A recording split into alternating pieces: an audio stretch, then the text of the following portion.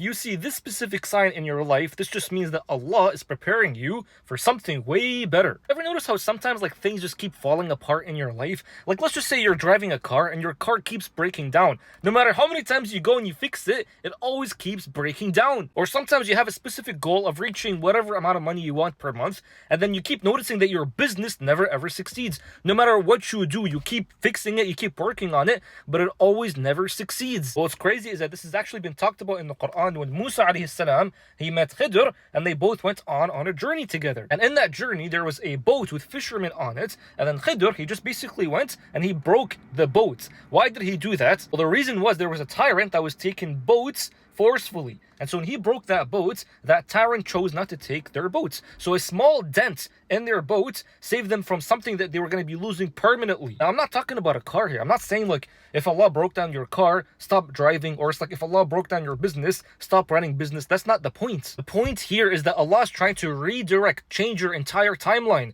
So if your car is breaking down, maybe Allah is either telling you stay at home, maybe there's something worthwhile for you at home that responds to your dua, or maybe Allah's telling you take a different route, and you never know, you might meet someone on that different route that gets you exactly the dua that you've been making for the entire time. So an example of this in my life is that back when I was working as a ride operator, I was working at Canada's Wonderland, and I wanted to be a team lead. I wanted to go from a ride operator to a team lead, going from minimum wage to 20 cents above minimum wage. And I thought that was good back then. So I remember I was going to the interview and they rejected me. And I thought I was one of the best team workers in that whole team, but they rejected me. But what's insane, bro, is that same rejection led to me going online and searching up how to make money online. And alhamdulillah, my whole life changed because that one small rejection that at the time I thought was actually like why Allah? Why would someone reject me just because I'm so good, bro? The point here is to trust Allah's timing. Once again, there's a beautiful quote that says that if Allah gave you poison,